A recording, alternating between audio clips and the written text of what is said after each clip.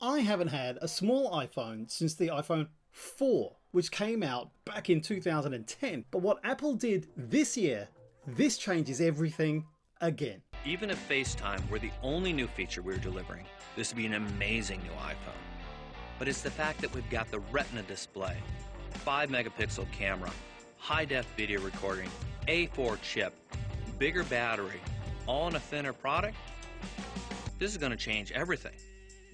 All over again.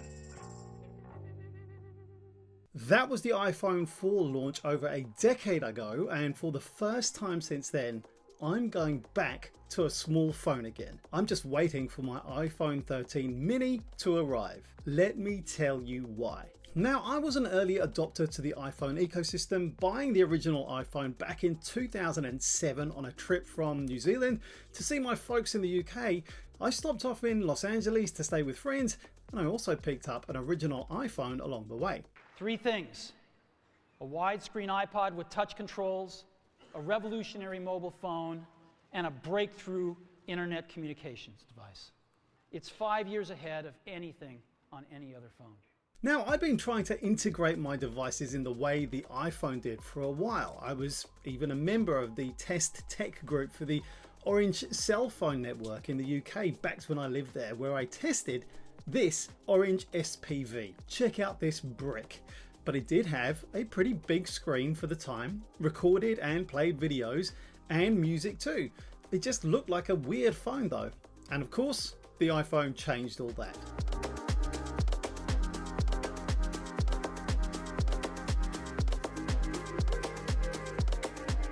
I loved the original iPhone so much. I hacked it to pieces back when you could do that without leaving yourself open to all kinds of security risks. I wouldn't recommend doing it right now. And I was happy enough with it, so much so that I didn't upgrade immediately. In fact, I waited until the iPhone 3, then the 3GS, and then the iPhone 4.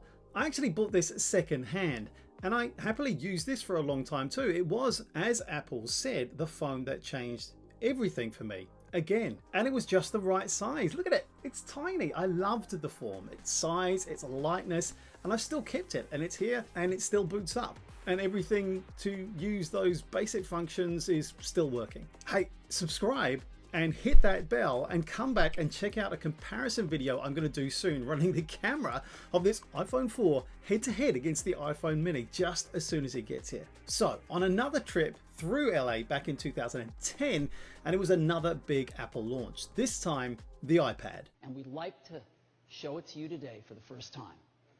And we call it the iPad.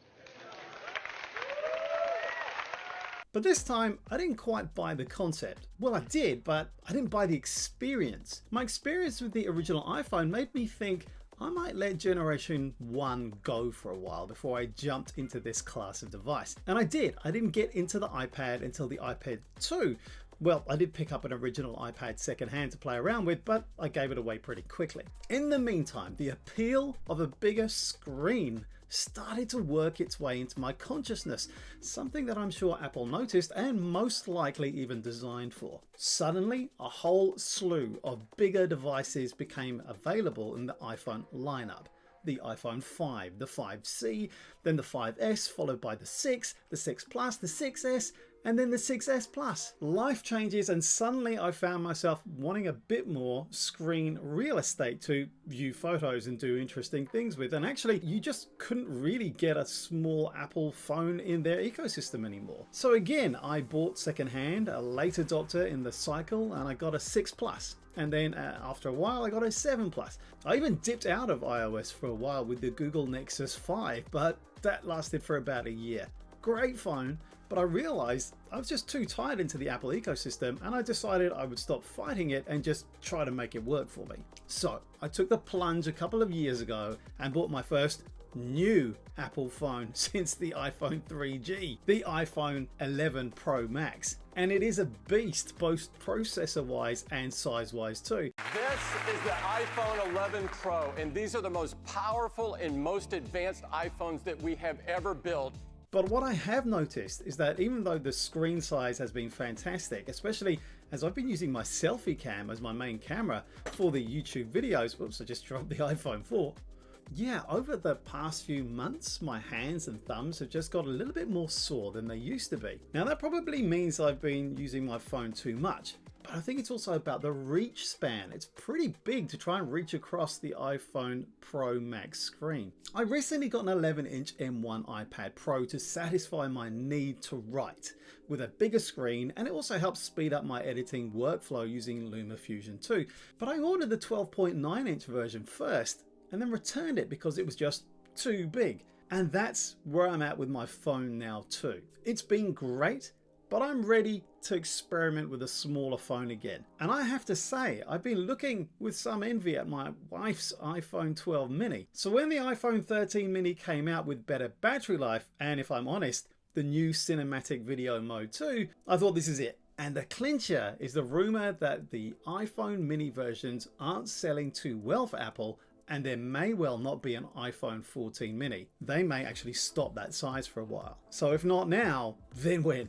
So in a small secondhand market like here in New Zealand, when I came across someone selling a 128GB iPhone 13 mini with a small scratch on the front screen, I thought, you know what, I'm going to do it. I'm going to get it. The fact that I'm going all in on iCloud means that the amount of storage on my device may not be so important. I don't think I could live with 64GB, but 120 might... lawnmower just started. But 128GB might just be a sweet spot for me. We'll see. It's certainly a lot less than my 512GB on my iPhone 11 Pro Max. We'll see how that works. But it's kind of thrilling and a little bit yikes at the same time. It feels like I'm going to put an old favorite t-shirt back on, even though I may have changed. I'm hoping it still fits. So I'm here waiting for the courier. With all the labor shortages and COVID stuff happening here, I don't think it will get here until next week. Probably just at the time this video comes out, but I'll be sure to keep you posted. I'm excited. A small phone again. I just hope my aging eyes will cope. I'll keep you posted. Check out this video for more from me. Thanks for watching, and I'll see you back here again soon. Lawnmower.